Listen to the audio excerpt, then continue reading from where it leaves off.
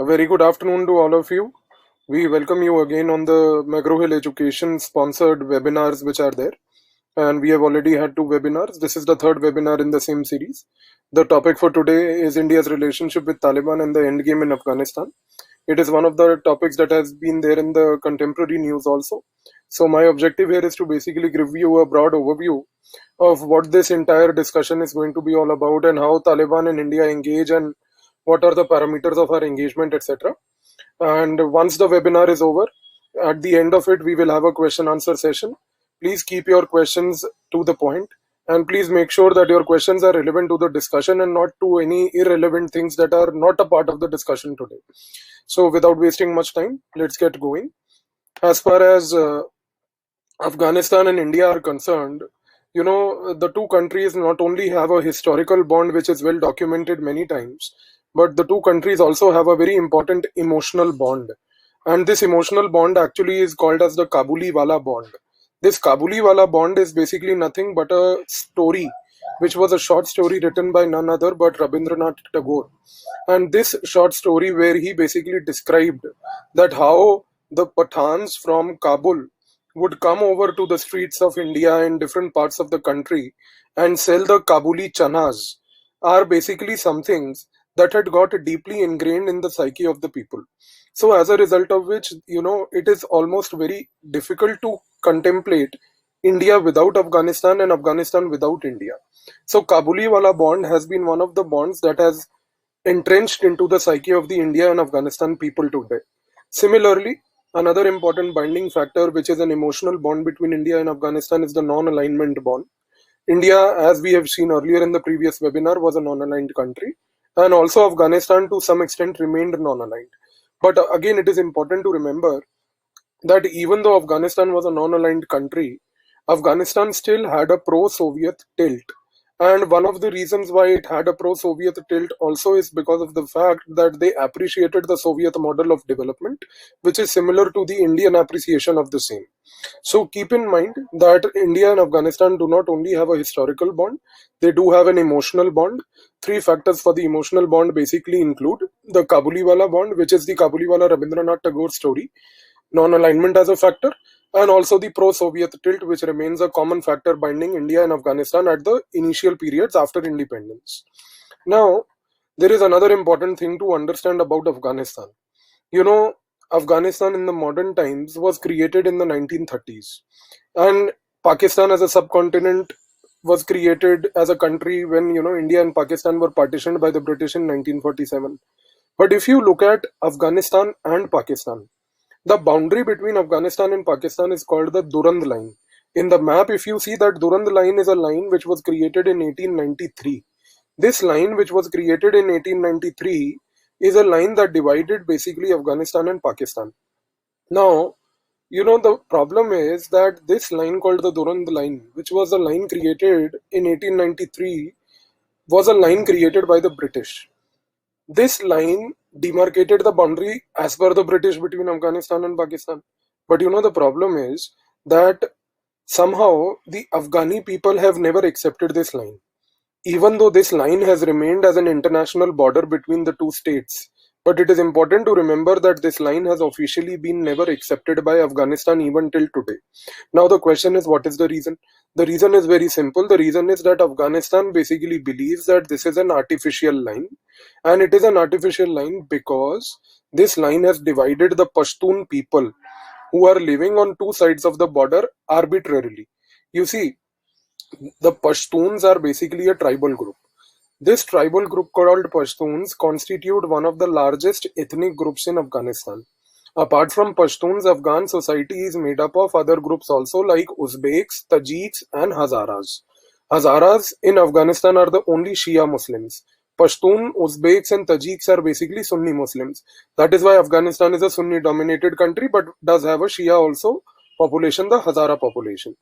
Now, Pashtuns out of these four groups are the largest ethnic groups, and these Pashtuns have been historically living on both the sides of the boundary that exists now. Earlier, there was no such boundary called the Durand line. So, if you see the green area highlighted in the map, this area basically is an area incorporating Pakistan also and Afghanistan also. parts of both the territories. And this green patch is basically the part of land where Pashtun people live. So Afghanis have basically refused to accept the boundary. Afghanistan basically says that, we don't want to accept this as a border primarily because because we believe that, arbitrarily the Britishers have divided the Pashtuns living on both sides of the border.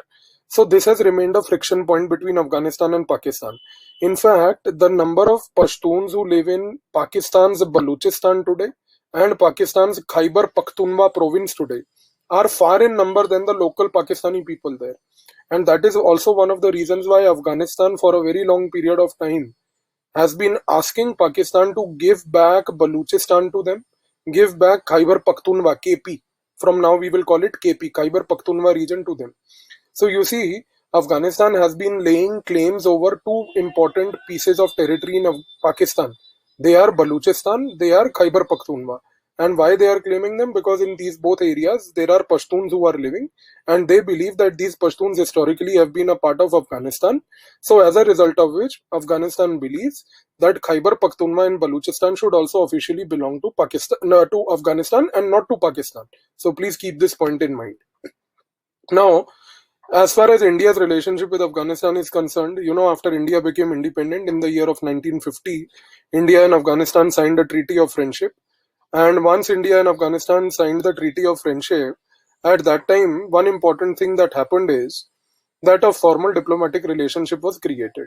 However, it is very important to keep in mind that basically Afghanistan, even though signed a friendship treaty and opened up a diplomatic relationship with India, one thing you have to remember is that in the initial years, Afghanistan basically remained tilted towards Pakistan.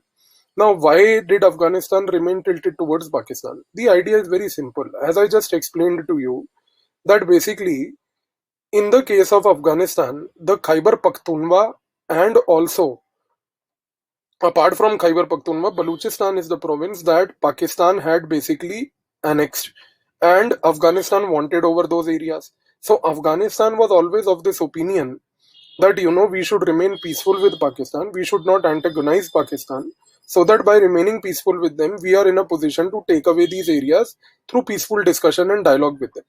Now, as India's relationship with Afghanistan and Pakistan also unfolded over a period of time during the Cold War, we also know one thing that we have discussed in the previous webinar, that in 1965, there was an India-Pakistan war. Now, when this India-Pakistan war happened in 1965, when Pakistan basically tried to open up a front in Kashmir first and then India retaliated by opening up a front in the western sector, at that time during the war, the stand of Afghanistan was that Afghanistan stood behind Pakistan. They ironically supported Pakistan in the war. Now, their support to Pakistan was basically diplomatic only and nothing beyond that.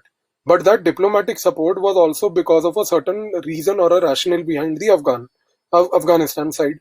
Now, what was the rationale at that time? The rationale of Afghanistan was that they did not wanted to antagonize Pakistan again. As I said, one reason why they never wanted to antagonize Pakistan is primarily because they believed that by not antagonizing them, they can peacefully negotiate with Pakistan and get back Khyber Pakhtunkhwa and the Baluchistan province.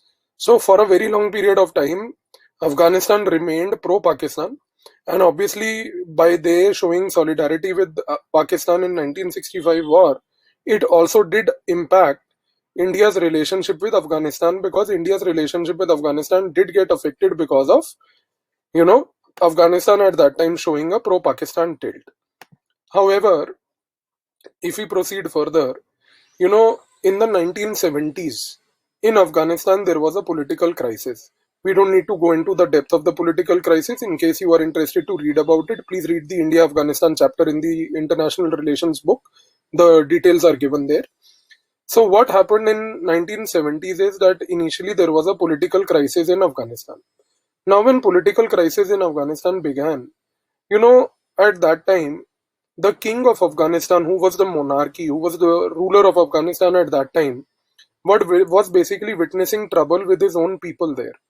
Now, considering that there was a politically chaotic situation in Afghanistan, the ISI, the ISI of Pakistan, the intelligence agency of Pakistan here, Inter-Services Intelligence, they basically tried to create more unrest in Afghanistan. Now, why did they try to create unrest? They tried to create unrest because Pakistan during the Cold War was an ally of the Americans.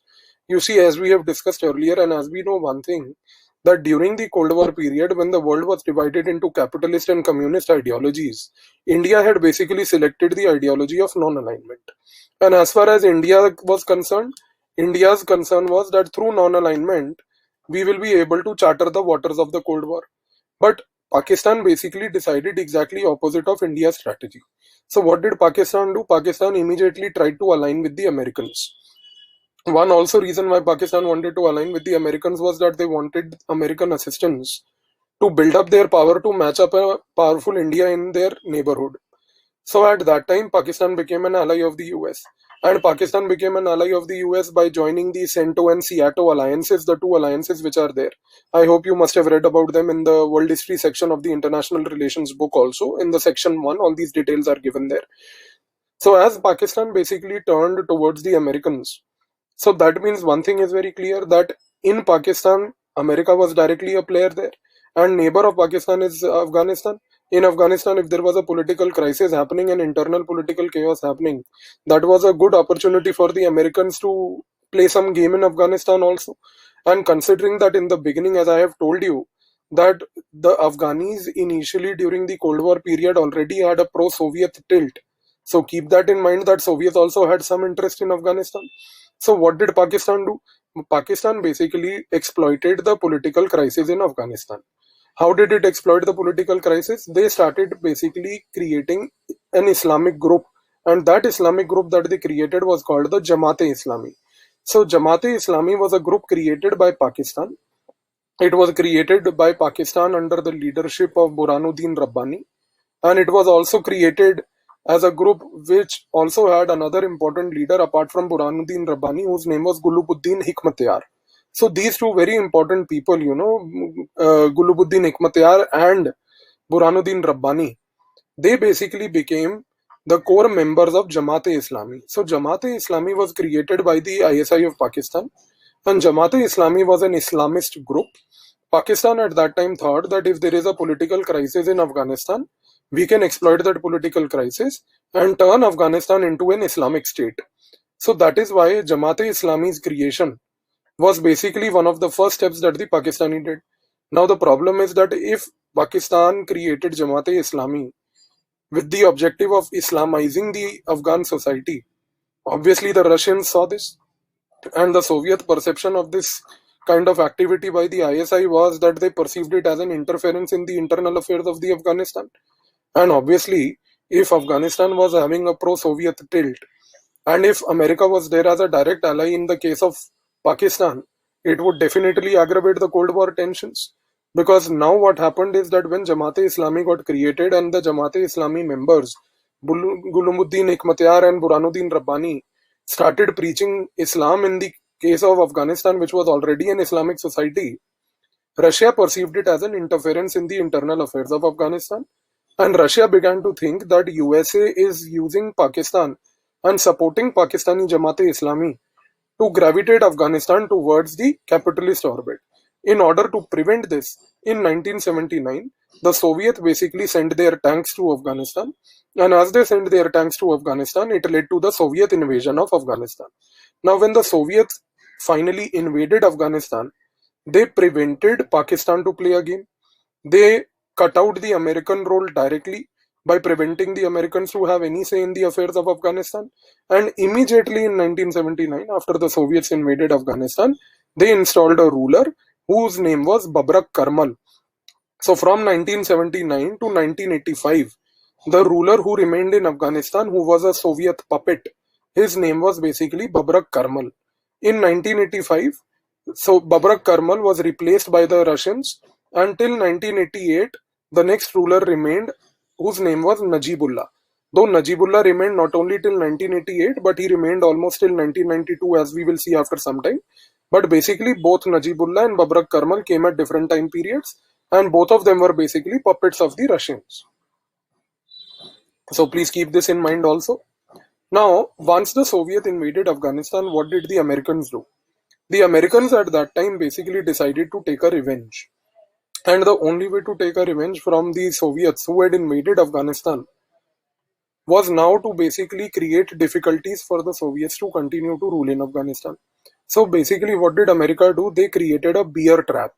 In the bear trap, the Americans used their own intelligence agency called the CIA, that is Central Intelligence Agency. They used ISI of Pakistan, Inter-Services Intelligence, and they used another intelligence agency called the RSI. RSI is Royal Saudi Intelligence.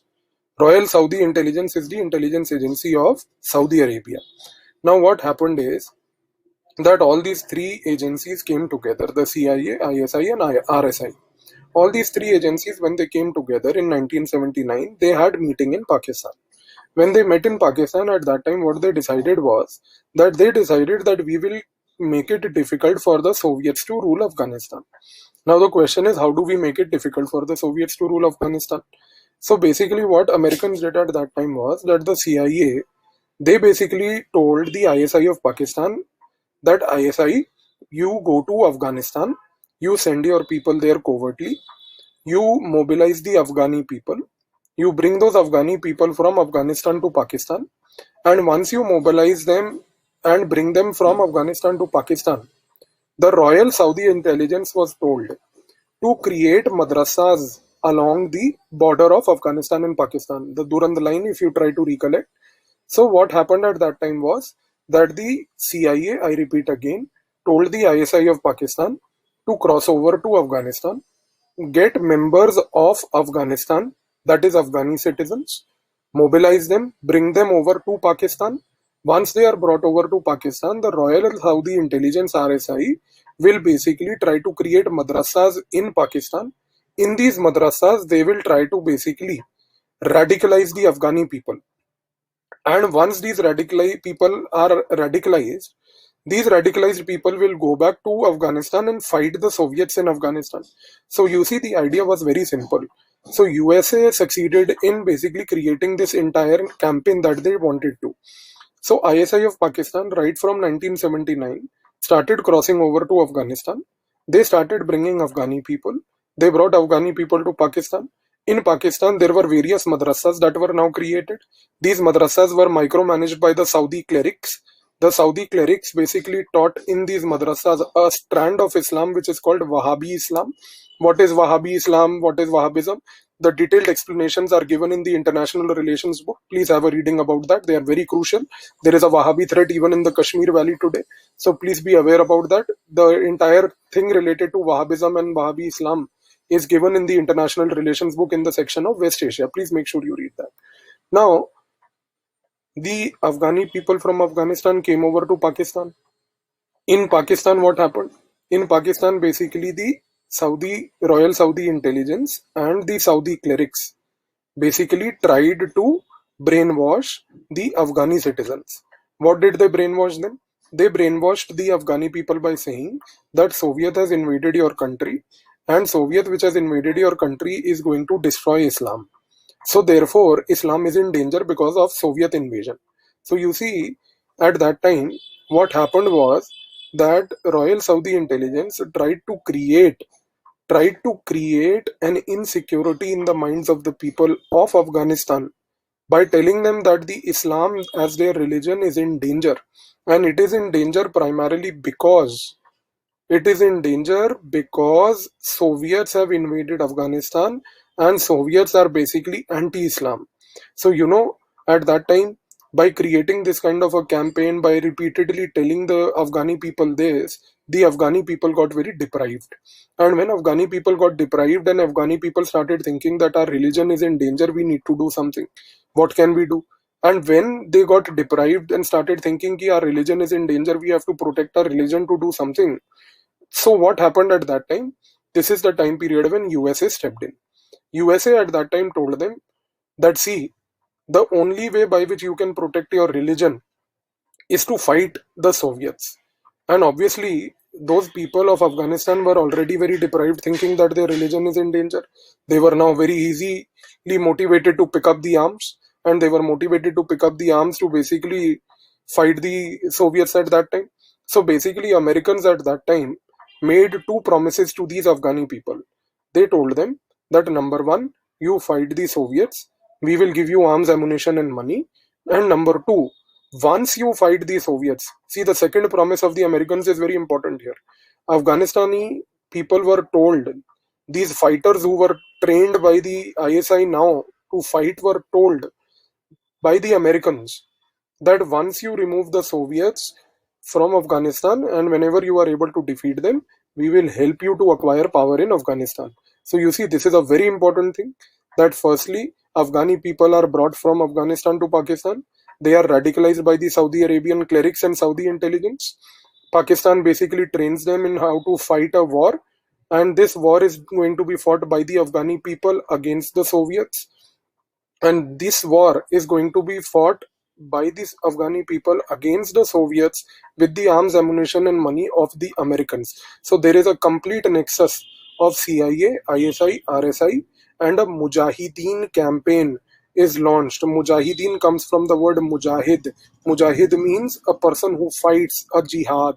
Jihad is a holy war, a war to protect your religion when the religion is in danger. So Mujahideen campaign was launched.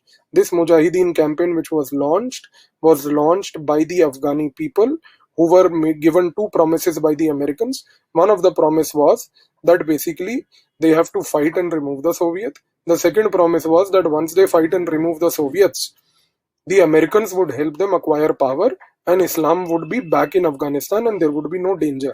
So basically, the Mujahideen were now trained. They were given arms, ammunition, money to fight. They were sent across after a lot of training. A lot of madrasas were created along the Afghanistan-Pakistan border. All these madrasas were basically inside the territory of Pakistan only. And in all these madrasas, for a very long period of time, a lot of students were now trained. And these students studying in these madrasas were also called talib. Talib, talib. Talib means students who are studying in madrasa or receiving religious education. So talibs, or the students, were being taught, they were being trained, they were being used for the purpose of Mujahideen campaign. As far as India is concerned, India basically also at that time maintained a covert relationship with the Mujahideen. Though the Mujahideen were basically fighting the Americans, India never supported the Mujahideens. The Mujahideens were fighting the Russians, and they were supported by the Americans. So at that time, India never supported the Mujahideen. But India did maintain a very important covert relationship with the Mujahideen. It engaged with almost every Mujahideen group operating at that time. And by engaging with them, India was able to get an aspect of understanding that how are the ISI and how the CIA of US are trying to train these people in the kind of jihad that they are waging in Afghanistan. So India maintained a covert relationship with them, but never supported them for their Soviet jihad. Now, as the time progressed, starting from 1979, what began to happen is that the jihad progressed very well. As the jihad kept on happening over a period of time, by 1988, the jihadis were very successful in defeating the Soviets. So by 1988, that means almost in the last 7 to 8 years, these Mujahideen were able to successfully defeat the Russians. And in 1988, Russia itself realized that there is a space which we have realized where we cannot fight the Mujahideen anymore. So in 1988, there is a Geneva Accord, which is an agreement signed between Afghanistan, Pakistan, Russia, and US. And this four-party agreement between all these players is also known as the Geneva Accord of 1988. In the Geneva Accord, now what happens is that the Russians decided to withdraw from Afghanistan. Now, when the Russians decided to withdraw from Afghanistan, you see there are two things here. First thing is that the Mujahideen are very happy. The reason why the Mujahideen are very happy is because they now believe that, we have succeeded in removing the Russians. And not only they are happy that we have succeeded in removing the Russians, but the Mujahideen are even more happy now that as we have succeeded in removing the Russians, the US, as they had promised us, will now help us to acquire power in Afghanistan. If you remember, I just told you some time back that the US had made that promise also. So US basically promised them that, once the Russians go away, we will help you. But the problem is that, once the Russians decided to withdraw after the Geneva Accord of 1988, the Americans also decided to dump the Mujahideens there without helping them to acquire power. Now, this was a very serious cause of betrayal. Now, what happened is that when the US also withdrew from Afghanistan in 1988, and when USA also stopped supporting the Mujahideens, at that time, the Mujahideen felt very angry. These Mujahideens were fighting on the hope that once we are able to remove the Russians, US will help us to acquire power. But that did not happen. So now, when the Mujahideens got very angry in 1988, after the Geneva Accord, these Mujahideens got divided. Now they got divided into two groups. So one group of the Mujahideen was a group which wanted to take a revenge against US. This group said that USA basically used us. They never wanted to help us. They only wanted the Soviets to go away, and they used the Mujahideen. So one group of Mujahideen got very angry with the US, and they wanted to take a revenge from the US. This group of Mujahideen which wanted to take a revenge created in 1988 a group called the Al-Qaeda. So Al-Qaeda basically consisted of none other but all those Mujahideens who had participated in the Afghan Jihad starting from 1979. They were all those Mujahideens who were basically fighting against the Russians in Afghanistan at that time. So one thing is very clear, that Al-Qaeda was created in 1988, and this Al-Qaeda which was created in 1988 was created as a group to take a revenge from the Mujahideens, from the Americans who had betrayed them. But there was another group of the Mujahideen. The second group of the Mujahideens were the people who had also fought in Afghanistan. But the second group of Mujahideen people were the ones who said that no, we don't want to take a revenge against US. It's fine. If they are not going to help us, we will take Pakistan's help. And through Pakistan's help, we will try to acquire power. So what happened is that, as I had told you earlier, in 1985, if you recollect, Najibullah was basically made the ruler. Babrak Karmal was removed. Najibullah remained in power till 1988, even when the Geneva Accord was signed. So now please keep in mind, there are two things here. First is, the Mujahideen campaign has been divided. Mujahideens, one group wants to take a revenge against US. The group that wants to take a revenge against US creates a group called Al-Qaeda.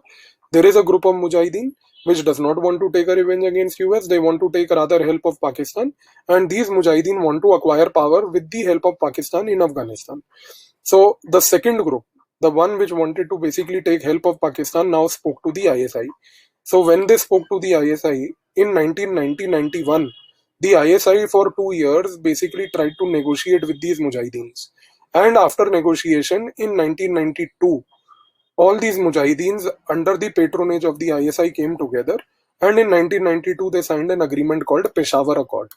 Under the Peshawar Accord, the Mujahideens were at that time basically able to control power in Afghanistan. The Mujahideens acquired power in Afghanistan with the support of the ISI. But you see, the problem is that Peshawar Accord brought together the Mujahideens. Peshawar Accord brought together the Mujahideens who wanted to peacefully control Afghanistan. But the fact of the matter is that as they were Mujahideens and as their background was a war, it is very next to impossible from any of these Mujahideen to expect that they will remain peaceful. And the consequence was also very natural, that even though Peshawar Accord was signed in 1992, and even after the Peshawar Accord, what happened at that time was that basically that the Mujahideens did come and acquire power. The problem was that these Mujahideens were not able to rule peacefully. That is why, starting from 1993 itself, within a few months after the Peshawar Accord, a civil war broke out in Afghanistan. A civil war is basically an internal war between two political groups or more than two political groups. So Mujahideen, which constituted many political groups, started fighting. So 1993 to 95, there is a civil war going on in Afghanistan. But at the same time, please remember, there is Al-Qaeda in Afghanistan. Al-Qaeda is basically at that time planning to take a revenge against US. This is that group of Mujahideen that never wanted to acquire power but wanted to teach a lesson to the US. So you see, what is India's policy with respect to all this till now? As far as India was concerned, India, number one, as we had said earlier, maintained a covert relationship with the Mujahideen. But in 1988, when the Mujahideen got divided into two groups and Al-Qaeda was formed, India's Al-Qaeda policy at that time was very clear. India said that if Al-Qaeda wants to attack the US and wants to basically take a revenge against the US, we will not engage with them at all. We will not talk to them at all. But India still continued to maintain a covert relationship with Al-Qaeda so that it could get to know what Al-Qaeda was planning. And India's members of their intelligence were already infiltrated into the cells of Al-Qaeda. And the idea was to also keep a watch upon Al-Qaeda to ensure that Al-Qaeda in any way does not target India as such. So India maintained complete distance from Al-Qaeda per se, but it did have a presence within Al-Qaeda covertly through their own members of intelligence who just wanted to keep a watch to ensure that Al Qaeda does not attack India. As far as the Peshawar Accord is concerned, the other group which the peaceful Mujahideens had signed, India basically supported the Peshawar Accord, and India also not only supported the Peshawar Accord and the Mujahideens, but India at that time, even through the covert relationship which they had till now, was now able to have a overt relationship. Overt means a direct relationship with the Mujahideens through the Peshawar Accord. So India was one of the countries that approved the Peshawar Accord. Not only India, for that matter, America also approved the Peshawar Accord. Pakistan approved, the many countries in the world approved the Peshawar Accord because it was perceived as a sign of peace. But however, as we have seen, that the peace never came because there was a civil war in Afghanistan from 93 to 95. Now, as the civil war kept on happening, by 1995, the civil war basically created a lot of bloodshed in Afghanistan. And this is the time period when the students who were studying in various madrasas of the country of Pakistan, who were basically Afghani people who had crossed over, they became very concerned. These students, basically the Talib, which I told you earlier, they basically said that if these Mujahideens keep on fighting, somebody will come again and exploit us. And that is why in 1996, ISI of Pakistan decided to help these Mujahideens. And these Mujahideens, who were basically none other but the students or the Talib who were studying in different madrasas, to acquire power in Afghanistan. And this is the reason why in 1996, these students who were studying in various madrasas, and those madrasas which were formed since 1979 to radicalize people, these students in these madrasas eventually were now used by the ISI to create a group, and the group that the ISI created with these students is called Taliban. So Taliban comes from the first 5 letters Talib, Talib again. Talib means students who are studying in the madrasas. So why did the ISI support Taliban? Or why did the ISI support these students? Answer is very simple. It's not difficult to ascertain. Because these students were none other but number one Mujahideens only. They were being trained. They were educated students. Number two, they were again operating under the patronage of ISI, Royal Saudi Intelligence, US, etc. only. So obviously everybody knew about who these people are.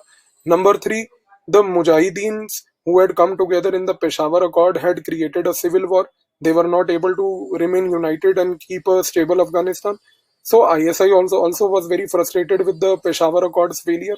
And as ISI was very frustrated with the failure of the Peshawar Accord, they decided to now try their luck with another group. And this other group that was now used was the Taliban. So Taliban is not different from the Mujahideens. The Talibanis are the same Mujahideens. They were the same Afghani people who were picked up basically from 1979, brought to Pakistan, trained by the Royal Saudi Intelligence, gave money. And some of these people of Taliban who were there, who were the Talibs, who were the students, they kept on, rather than going to Afghanistan to fight, they kept on studying only. So they were basically products of the same madrasas. So 1996, after frustration of the failure of the Peshawar Accord, the ISI decided to bring these students together. These students came together and formed a group called Taliban, and as a result of which, Taliban acquired power in 1996 in Afghanistan. Now, when Taliban acquired power at that time, Al-Qaeda immediately joined hands with Taliban, and Al-Qaeda told Taliban that, see, you people are also from the same madrasas. We people are also from the same madrasas. You do one thing, we will do the other thing. They told the Taliban that you control Afghanistan and we will give you support to control Afghanistan. If anybody troubles you, we will basically beat them, remove them, kill them. And Taliban also told Al-Qaeda that fine, if you help us to legitimize our rule in Afghanistan, we will also allow you to use the territory of Taliban and Afghanistan to basically prepare for a revenge against US, which you want to do. So basically in 1996, after the ISI brought Taliban as the group to control Afghanistan after the failure of Peshawar Accord, what happened at that time is that Al-Qaeda and Taliban also joined hands with each other. And after they joined hands with each other, one thing now became very clear, that Al-Qaeda got the territory of Afghanistan to plan a revenge against US, and Taliban got the territory of Afghanistan to rule it along with the patronage of Al-Qaeda, which basically ensured complete support in case of ruling the Afghanistan territory. Now, as far as India's policy is concerned with the Taliban, from 1996 onwards, when Taliban acquired power, question is first, who are these Talibanis? The Talibanis are the same Mujahideen. India had been always maintaining a covert relationship with the Mujahideens. India had a covert relationship with Al-Qaeda also. India's relationship with Al-Qaeda, as I told you, was very clear.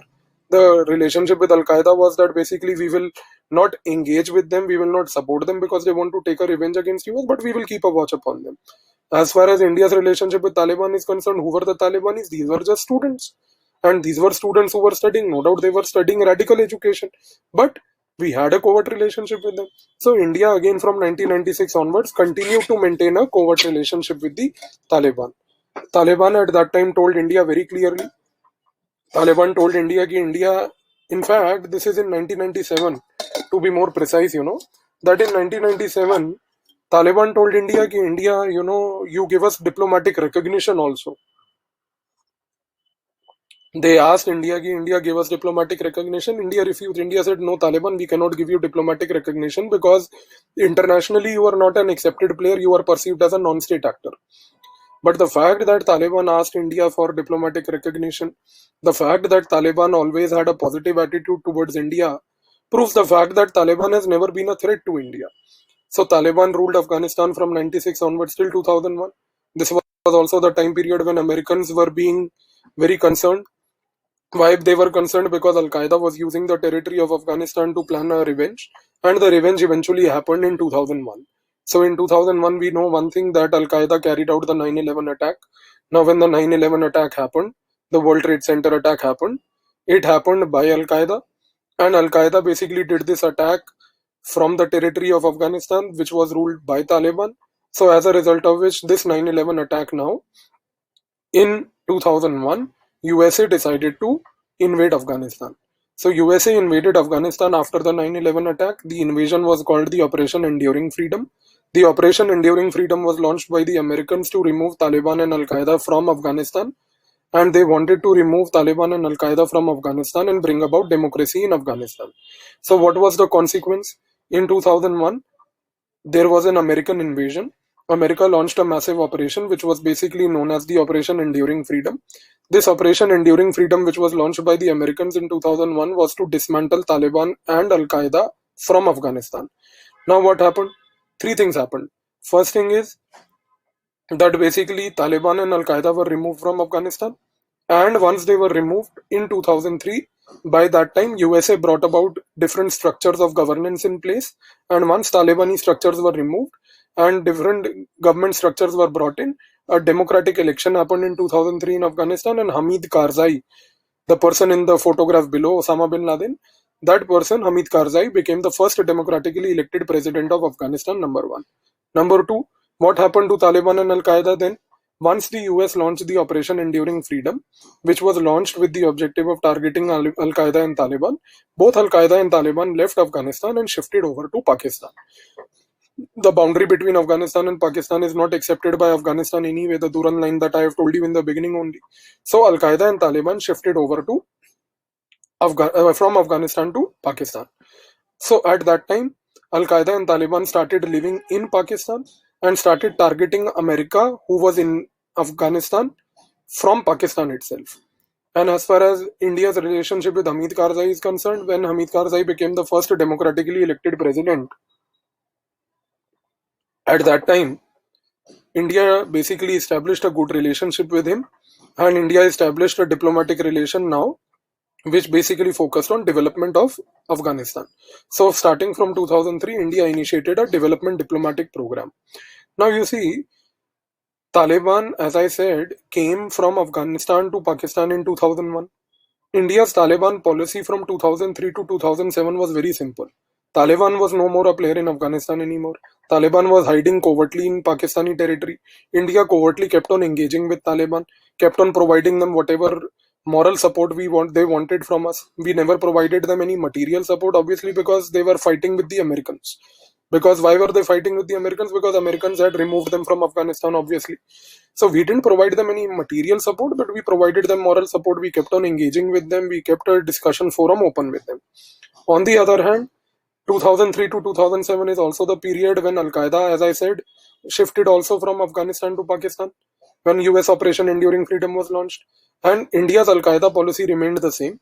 India said Al Qaeda is only targeting the Americans. They are basically concerned in taking a revenge. They have done so also in the form of 9/11. So we are not interested to talk to Al Qaeda, obviously, but Al Qaeda consists of Mujahideens, and these Mujahideens are the same people who had fought in the Afghan Jihad, So we need to keep a watch upon them so that they don't target India at all. So we kept a watch upon Al Qaeda by covertly penetrating into the cells of Al Qaeda, but we never engaged with them morally also or materially also. But on the other hand, with Taliban, moral engagement was always on. But by 2007, because Al Qaeda was living in Pakistan, and US got to know about the fact that Al Qaeda is shifted over to Pakistan. So at that time, what happened is that the Americans began to apply a lot of pressure on Pakistan. The pressure on Pakistan was that they started telling Pakistan ki Pakistan, Al Qaeda is hiding in your territory.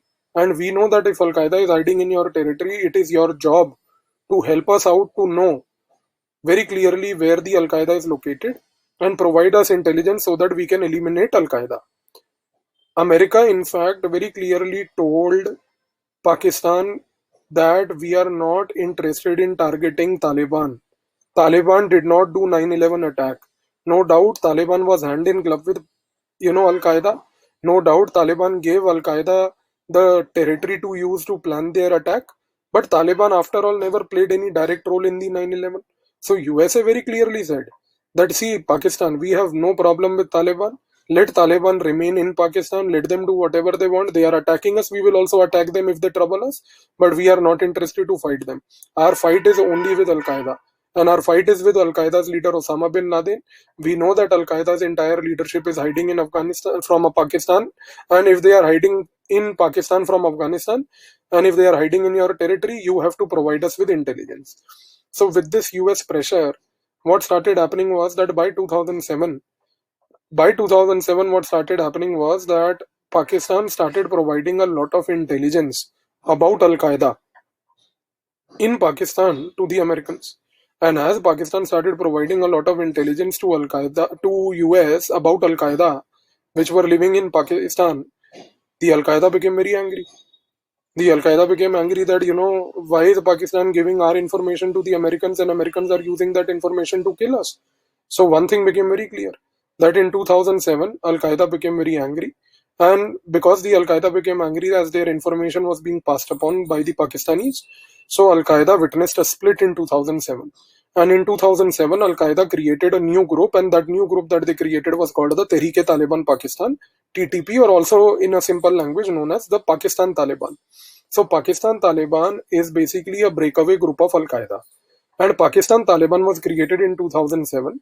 It was created in 2007 basically because the Al Qaeda realized that Pakistan has to be taught a lesson, and Al Qaeda decided to teach Pakistan a lesson by internally targeting Pakistan by being in Pakistan itself. So please be very clear, in 2007, when Pakistan kept on under pressure providing intelligence to the Americans about Al Qaeda, at that time one thing became very clear, that there was a split in Al Qaeda. This split led to the rise of a new group of Al Qaeda, which was called the Tehreek-e-Taliban Pakistan, or also known as Pakistan Taliban. So Pakistan Taliban, which is a breakaway group of Al Qaeda, is basically a group that decided to hit Pakistan internally. Their objective was to target Pakistani military. Their objective was to target the Pakistani intelligence. Now, please be very clear. So in 2007, there is an Afghan Taliban, there is a Pakistan Taliban. The Pakistan Taliban is nothing but a group of Al Qaeda. It has nothing to do with Taliban per se. But Afghan Taliban is the original Taliban. The Taliban that was basically ruling Afghanistan from 96 to 2001. So now there is a distinction. So you have to be very careful to remember this, that there are two groups. There is Afghan Taliban group, there is Pakistan Taliban group. Afghan Taliban is basically the Taliban which was original Taliban. Pakistan Taliban is a new group 2007 created as a breakaway group of Al Qaeda. The objectives also of the two are very different. Afghan Taliban wanted to regain the control of Afghanistan, whereas Pakistan Taliban had no such objective. The objective of Pakistan Taliban was only one thing, to internally hit Pakistan for taking a revenge as to why they were giving information about Al Qaeda to the Americans. So keep this in mind. Now, as far as Pakistan Taliban is concerned, one thing is very clear. The objective of Pakistan Taliban, as I told you, is that Pakistan Taliban wanted to take a revenge against the Pakistanis. They wanted to target their military. They wanted to target their intelligence. So Pakistan Taliban basically waged a war against Pakistan itself. Now, as far as the structure of Pakistan Taliban is concerned, it is very important to remember that it is not a monolith organization. Monolith organization means that it is not one single organization. It is an organization that has basically created multiple substructures. So it's a very unique terrorist group which has multiple substructures, because normally when we look at the other terrorist groups of, say Pakistan, that they have created for India, like Lashkar-e-Taiba and Jamaat, the Jamaat-ud-Dawa, Jaish-e-Mohammed, etc. These are all monolith groups. But Pakistan Taliban has adopted a fragmented strategy. It has created multiple groups in different localities of Pakistan. So in Bajaur area of Pakistan, they have created Bajaur Taliban. In Swat area of Pakistan, they have created Swat Taliban. In Punjab, Pakistan, they have created Punjab Taliban. Then there is TTP, that is Tehreek-e-Taliban Pakistan overall itself. So Pakistan Taliban is not a monolithic group. Pakistan Taliban is an umbrella group with Bajaur Taliban, Swat Taliban, Punjab Taliban, Tehreek-e-Taliban Pakistan, etc. Now, what is the objective of Pakistan Taliban? As I said, it is a breakaway faction of Al Qaeda, and it only wants to basically teach a lesson to internally hit Pakistani military, and they want to hit basically the Pakistani army and their intelligence. And they are basically nothing but the enemies of Pakistan, and they are ex-Al Qaeda people. So obviously, India's relationship with Pakistan Taliban is likely to be on the positive side, because you see, Pakistan Taliban as a group does not have any ideology. The group does not fight for any ideological terrorism. The group has only one objective, and that objective is to bleed Pakistan. So obviously, India's relationship at the covert level with Pakistan Taliban remains quite positive, considering that the Pakistan Taliban, for that matter, wants to internally bleed Pakistan, and that is something that also syncs with the overall covert objective of India in Pakistan. Now, what was the Pakistan policy on Afghan Taliban? So as I told you, in 2007, there were two groups, Pakistan Taliban now and Afghan Taliban. Afghan Taliban basically was one group that only wanted one thing, that is they wanted to regain the control of Afghanistan. So as they wanted to regain the control of Afghanistan, Pakistan basically understood one thing, that Taliban cannot control Afghanistan militarily. And when I say Taliban, I am talking of Afghan Taliban here. If I talk about Pakistan Taliban, I will make a separate mention of that. So when I use the word Taliban, please remember, I am talking of Afghan Taliban. So Pakistan understood one thing, that Taliban can only come back to Afghanistan, and that too it can come back to Afghanistan peacefully. So Pakistan basically started telling the Taliban people, the Afghan Taliban people, that you start adopting a political outlook if you want to come back to the regime in Afghanistan again. In 2010, there was a conference which happens. That conference is known as London Conference.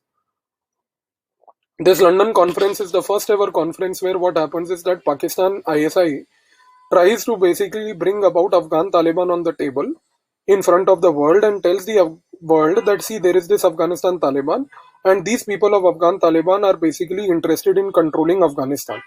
Now this comes obviously as a surprise, because Taliban was basically number one fighting with the Americans, because they were removed by the Americans in 2001, and also Taliban had acquired power in 96, but they were again removed in 2001. So Taliban itself was making a desperate attempt to come back, and ISI's support to them basically came as a blessing in disguise. So in London Conference, for the first ever time, a dialogue idea was promoted. A dialogue idea that, that that Pakistan basically tried to portray to the world, that Taliban wants to negotiate with the world, Taliban wants to come back to power in Afghanistan. This policy of Pakistan in 2010 manifested in 2012.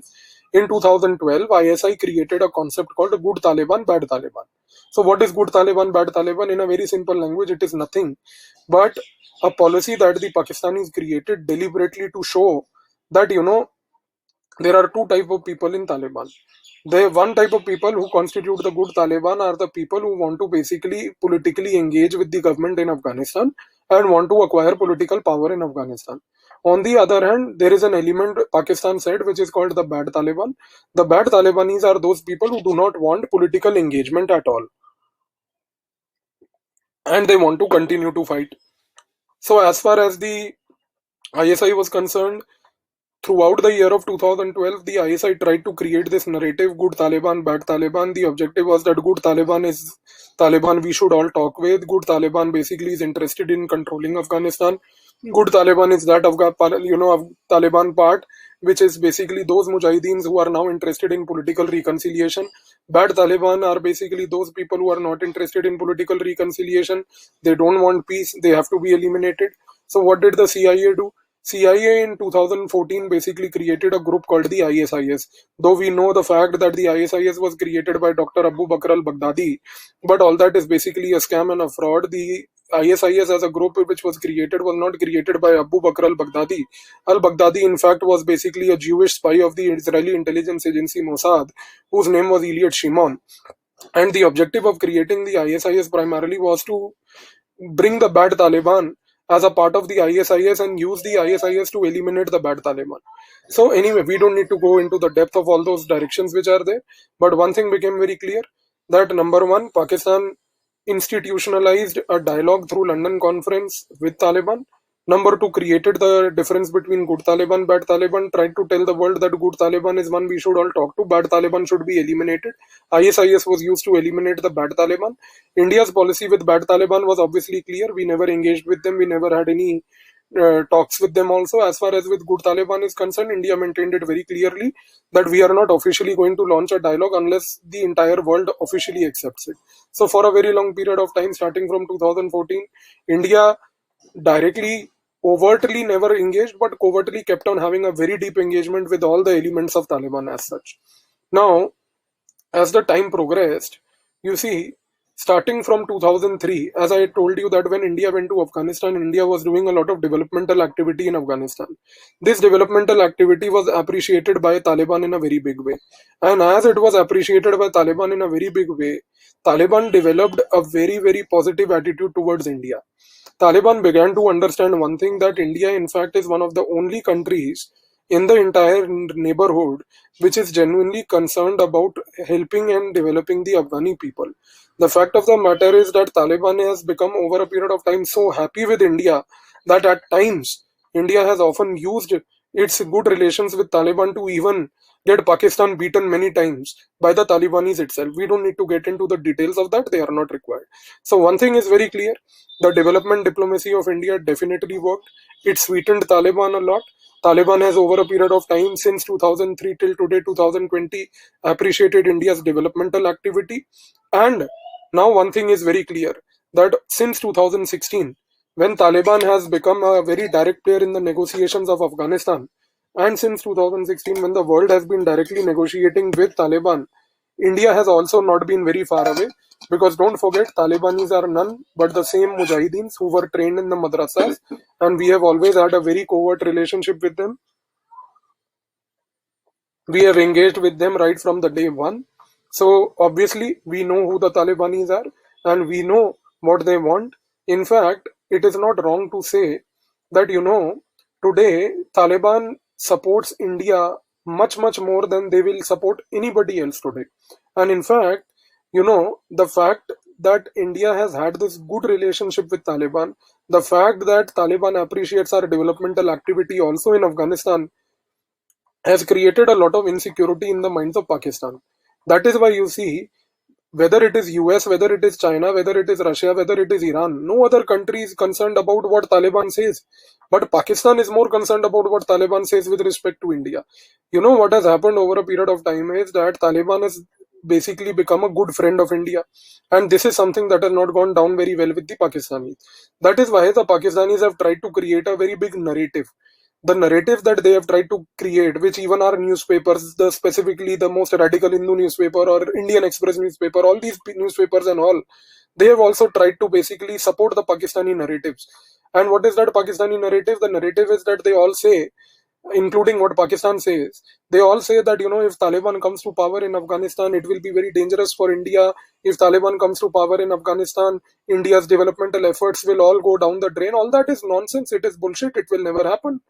It will never happen, because you see, Talibanis are number one of the best friends of India. Number two, Taliban will listen much, much more to India than they will listen ever to Pakistan. And the fact is, because the Talibanis follow Deobandi Islam.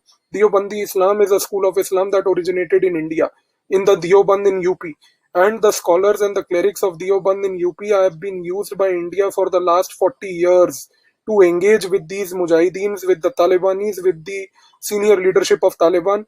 Many times, in fact, though it has not been publicized, but I have mentioned even it in my book in the chapter of India and Afghanistan, that heads of Taliban have come to India.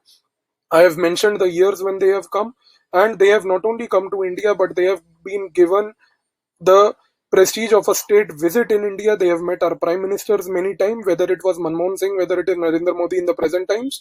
They have come to India many times. The Talibanese leadership has engaged with the India's political leadership at the highest level. And the fact is that Pakistan knows one thing, their insecurity is that why does Taliban listen so much to India? So we don't need to buy the narrative of Pakistan that, Taliban will come to Afghanistan and it will be a danger to India. No, it will not be a danger to India. In fact, if Taliban comes to power in Afghanistan, it is going to be a danger to Pakistan itself. And one reason why it will be a danger to Pakistan itself is because Taliban, if it comes to power fully in Afghanistan, Taliban will demand Khyber Pakhtunkhwa in Balochistan, which India will support at that time and get Taliban that, and that will lead to disintegration of Pakistan. So one thing is very clear, we don't need to buy this narrative of Pakistan that Taliban is a threat to India. Taliban is not a threat to India.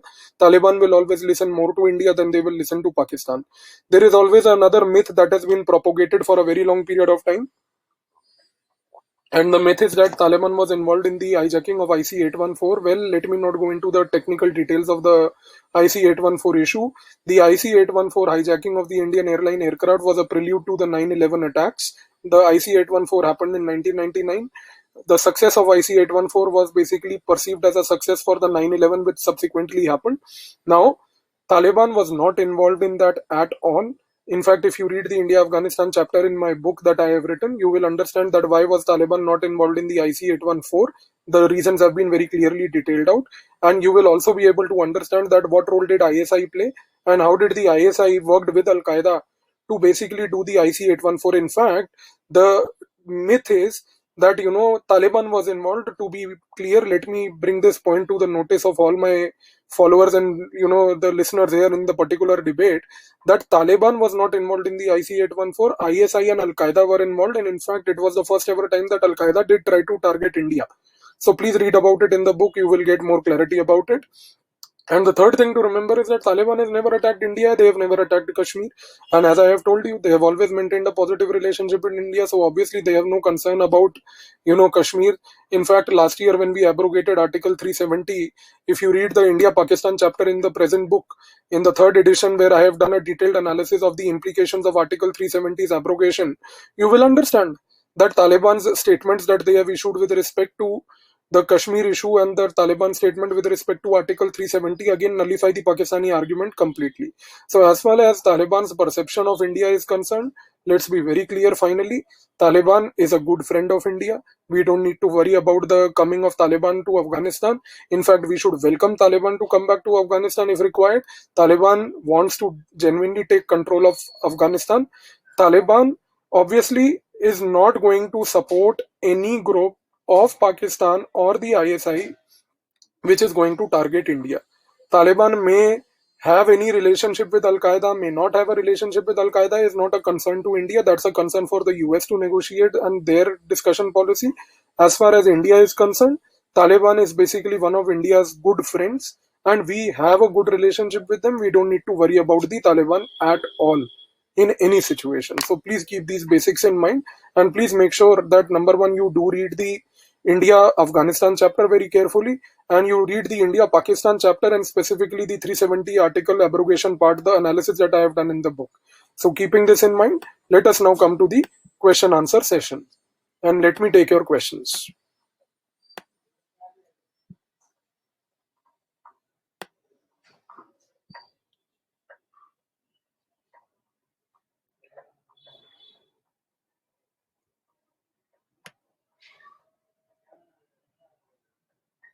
So you see, one question is that why did India engage with good Taliban? I said it's not about good Taliban or bad Taliban. India has always engaged with Taliban and India has always made sure that Taliban basically is kept in the loop whenever we do anything. So there is nothing called, India engaging with the good Taliban only.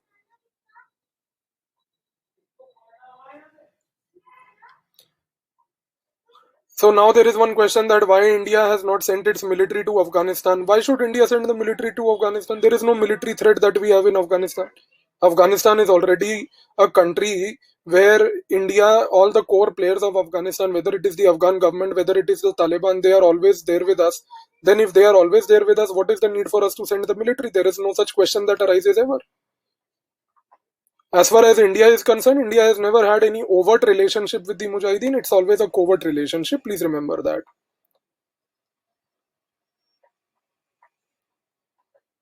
As far as there is this question concerned that does India maintain connection with Al Qaeda? Yes, India does maintain a connection with Al Qaeda, but the connection is only to ensure that Al Qaeda does not target India. As I have told you, there is no moral support, no material support India provides ever. Okay, so there is this one question where somebody is asking me to explain the Peshawar Accord once more. See, the Peshawar Accord was an agreement of the Mujahideen. As I told you, in 1988, the Mujahideen got divided into two groups. One group wanted to take a revenge against US, one group wanted to basically control Afghanistan. Obviously, they were not in a position to control Afghanistan on their own, so Mujahideen took at that time the support of ISI. So ISI knitted together multiple Mujahideen groups and signed an agreement with them, which was called the Peshawar Accord. So Peshawar Accord is an agreement, basically was an agreement between ISI, not between, but it was an agreement with the support of the ISI of different Mujahideen groups to help them acquire power in Afghanistan as such. So that was basically the objective.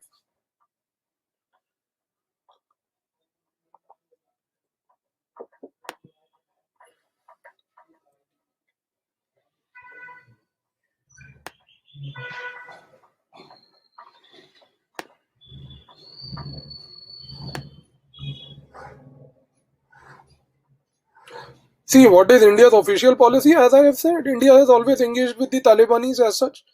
And there is no need for us to have any kind of a declaratory policy for that. We have already declared we are happy to engage with anything which is Afghan-led and Afghan-owned. And if Afghan-led and Afghan-owned can be with the Taliban, we are okay with this.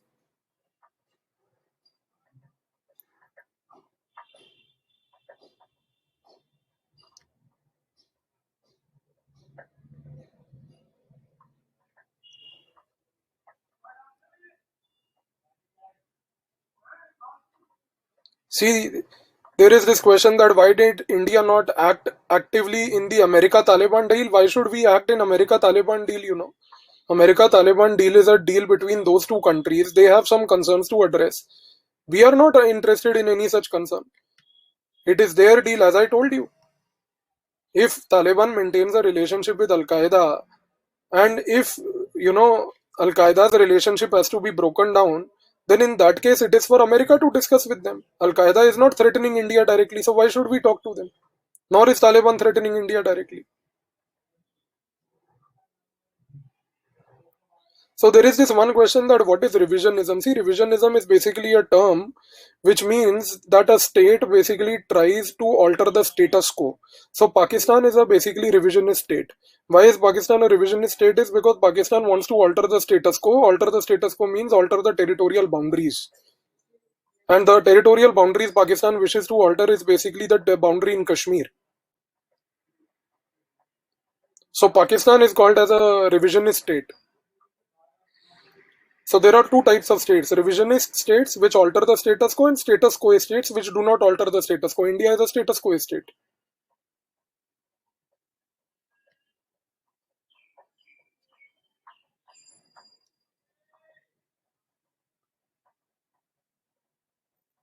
So fine, I think most of the questions, the other ones are primarily repetitive in nature, which we have tried to address. And for rest of the clarity, please make sure that you do read the India-Afghanistan chapter very carefully. And please also make sure that you read the India-Pakistan chapter very, very carefully.